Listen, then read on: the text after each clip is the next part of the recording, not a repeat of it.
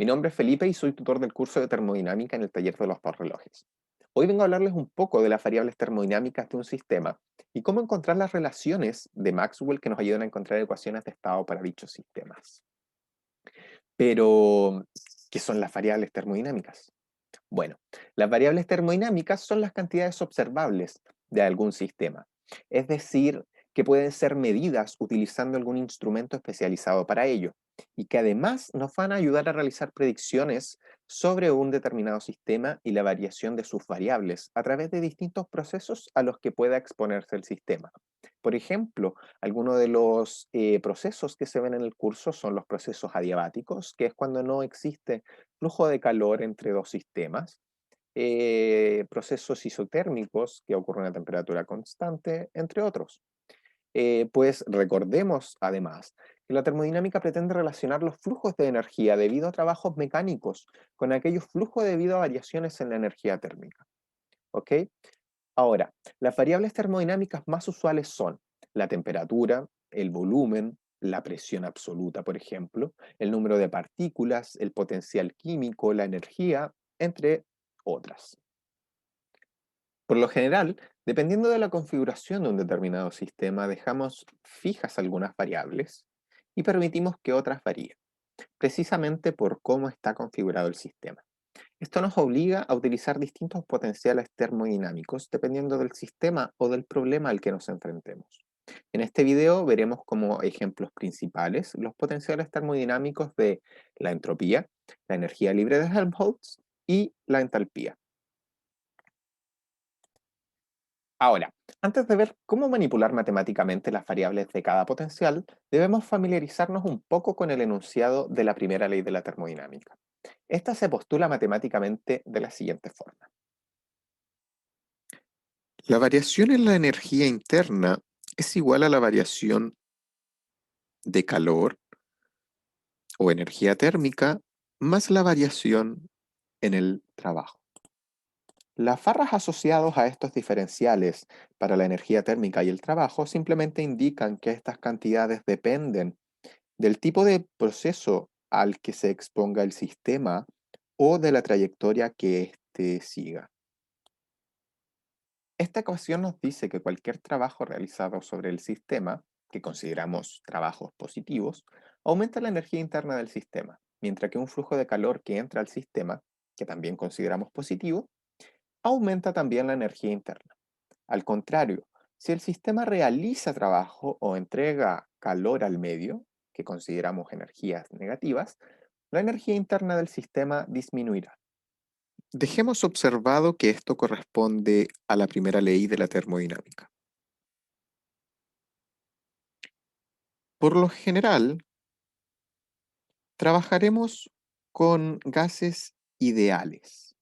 Los gases ideales son aquellos en los cuales las interacciones entre partículas son despreciables y las distancias entre ellos son muy grandes. Además, la ecuación de estado para un gas ideal viene dada por la siguiente ecuación, que relaciona a sus variables naturales. Presión por volumen es igual al número de moles por la constante universal de los gases por la temperatura absoluta, o también es igual al número de partículas por la constante de Boltzmann por la temperatura absoluta. Ambas ecuaciones son equivalentes.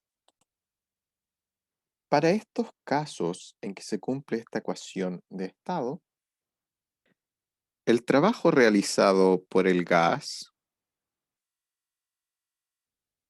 contra una presión constante corresponde a la variación en el trabajo es igual a menos la presión como una función del volumen, la temperatura, por un diferencial de volumen, lo cual podemos integrar entre dos intervalos para obtener la cantidad de trabajo entre los puntos 1 y 2. Para ello simplemente tenemos que reemplazar esta presión con la ecuación de estado que ya vimos anteriormente. Por otro lado, el calor para un proceso reversible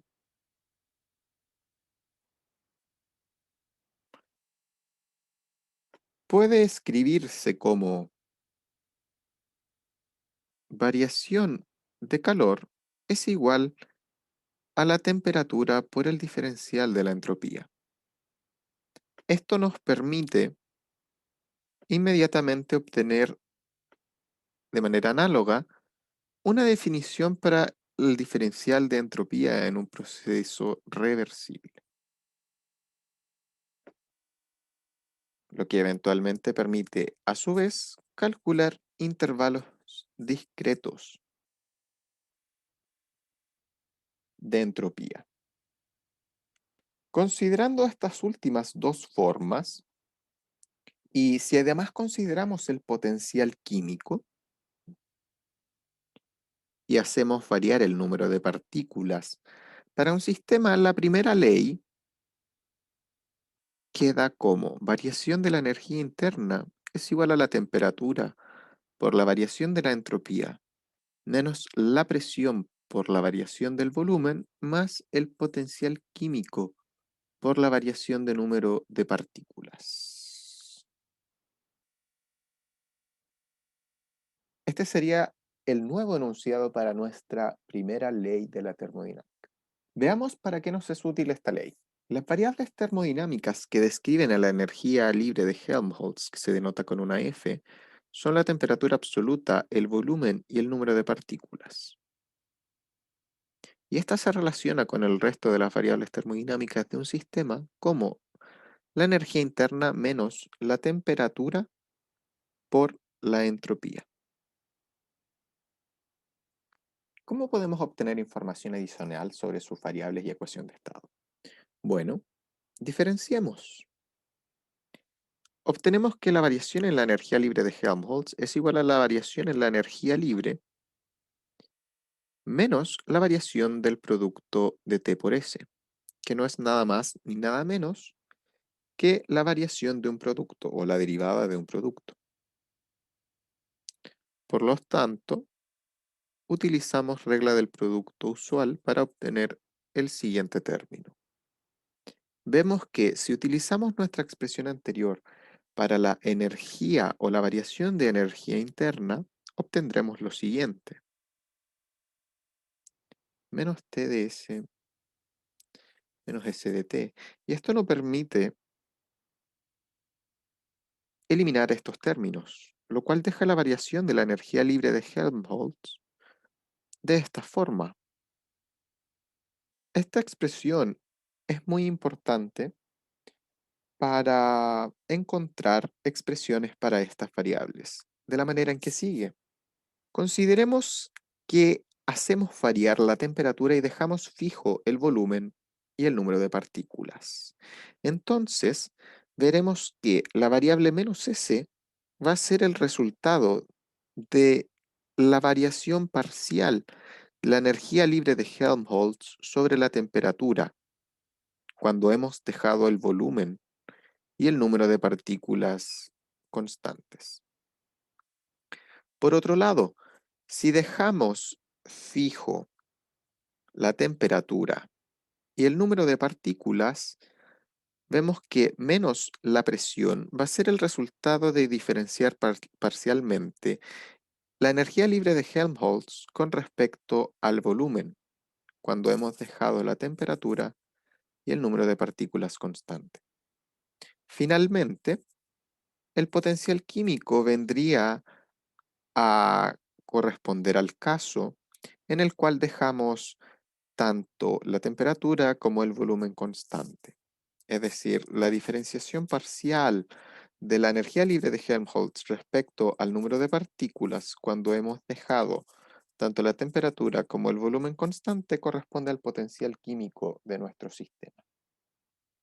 Esto se debe a que cuando diferenciamos la energía libre de Helmholtz respecto a sus variables naturales, Lo hacemos de la siguiente forma. Una a una vamos haciendo variar cada una de las variables, valga la redundancia. Dejamos constantes las otras variables y multiplicamos por el diferencial adecuado.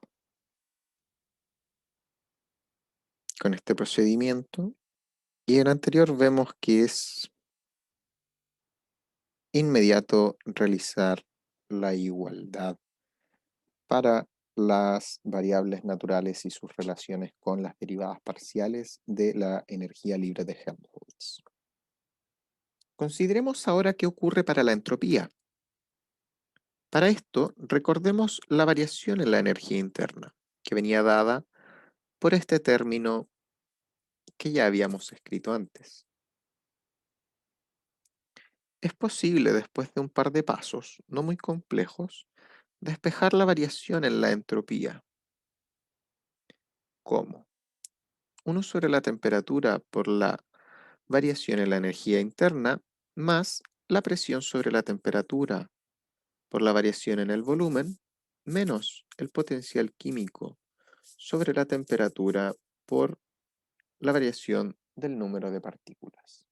De manera análoga a como lo hicimos para la energía libre de Helmholtz, podemos encontrar que 1 sobre T es el resultado de diferenciar parcialmente la entropía con respecto a la energía interna cuando hemos dejado fijos tanto el volumen como el número de partículas. Es decir, 1 sobre la temperatura es igual a la derivada parcial de la entropía respecto a la energía interna cuando hemos dejado B y N constante. De manera similar, podemos ver que si dejamos fija la energía y el número de partículas, obtenemos que la presión sobre la temperatura es igual a la derivada parcial de S con respecto al volumen. Es decir, P sobre T es igual a ds a dB con E y N constante.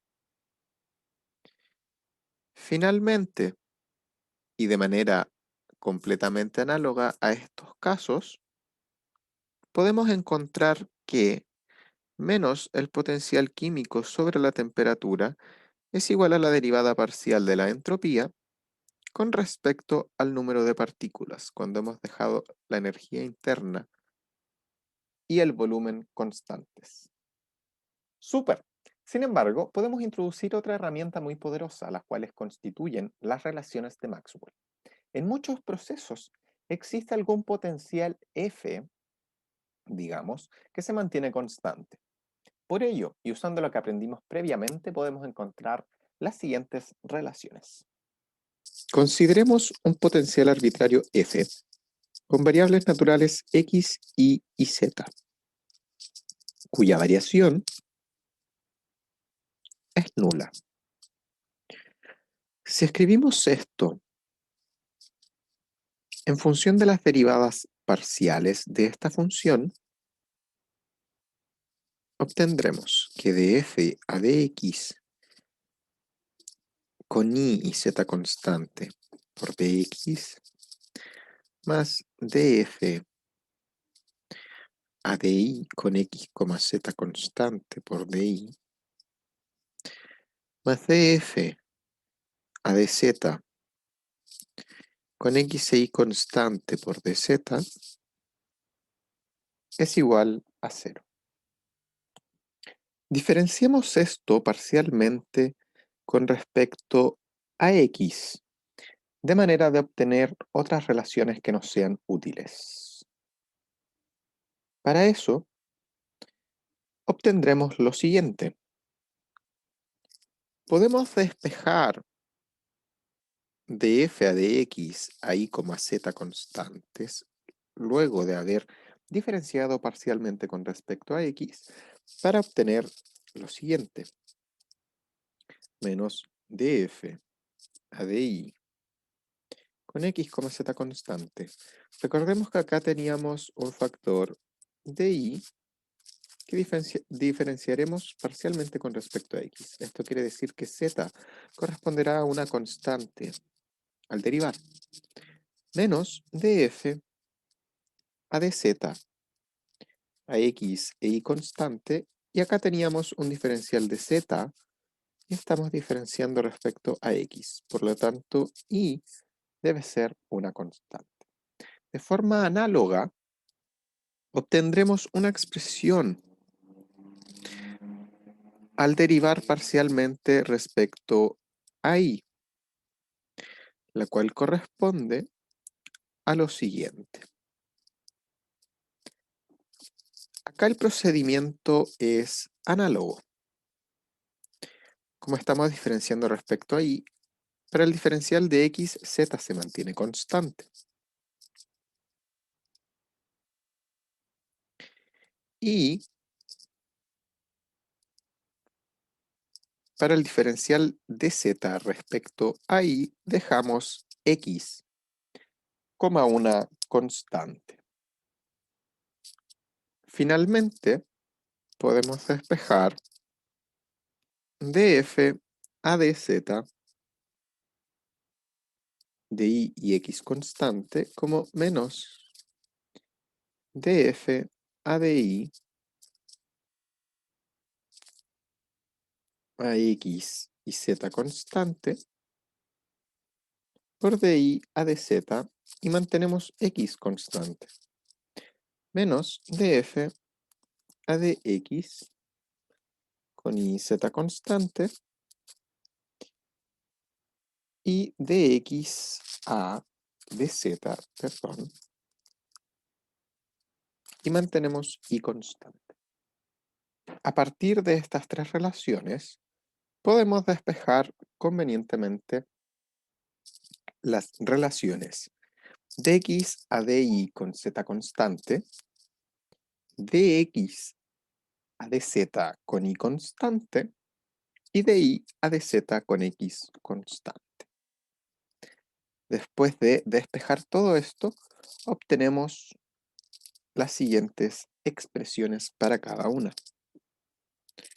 Para la derivada de dx respecto a dy con z constante, obtenemos menos df a di con x y z constantes dividido sobre df a dx con y z constante. Para dx a dz con y constante obtenemos menos df a dz con x, y constante dividido sobre df a dx con y, z constante. Y finalmente obtenemos di a dz con x constante que es igual a menos df a dz con x, y constante dividido sobre df a di con x, z constante. Finalmente, podemos multiplicar estas tres ecuaciones entre sí y verificar que siempre es válido el resultado siguiente. Dx a di con z constante por di a dz con x constante por dz a dx con y constante es igual a menos 1. Esto corresponde a la forma más general de las relaciones de Maxwell, siempre y cuando el potencial asociado a estas tres variables naturales x, y z cumpla que su variación es nula Consideremos como principales ejemplos entonces cuando la entropía respecto a sus variables naturales, digamos x igual e y igual a b, y z igual n, es igual a 0. Con dicha elección para las variables naturales, vamos a tener finalmente la siguiente expresión general para la relación de Maxwell, cuando la variación en la entropía es nula. ¿Ok? De manera análoga, cuando la energía libre de Helmholtz no varía para un sistema, encontramos la siguiente relación de Maxwell.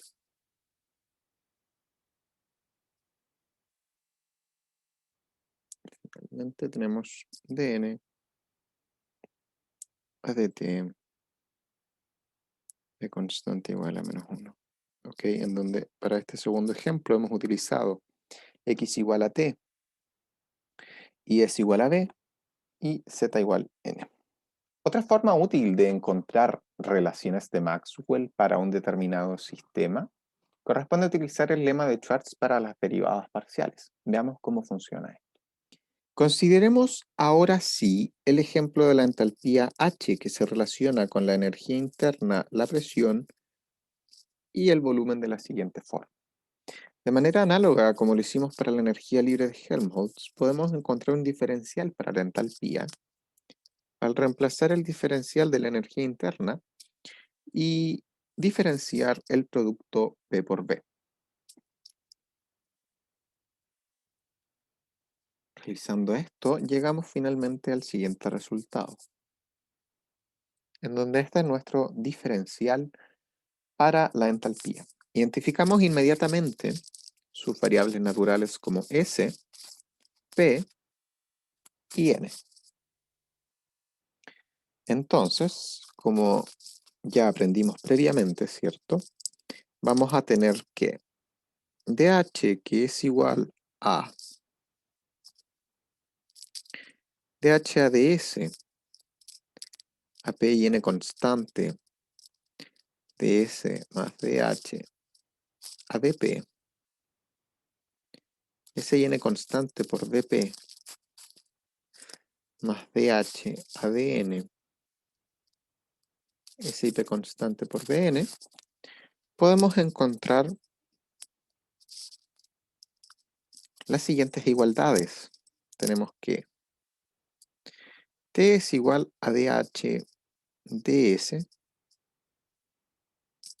a P y N constante. Tenemos por otro lado que el volumen es igual a dH a dP a S y N constante. ¿Ok? Por otro lado también vemos que mu coincide con esta derivada parcial. Pero dejaré anotadas estas dos, principalmente porque las vamos a utilizar para encontrar otra relación de Maxwell, otra forma de deducir relaciones de Maxwell aparte. Derivemos parcialmente esta ecuación respecto a la presión y dejemos constante S y N. Y toda esta expresión derivémosla parcialmente también respecto a la entropía, dejando constante las otras variables naturales N y P.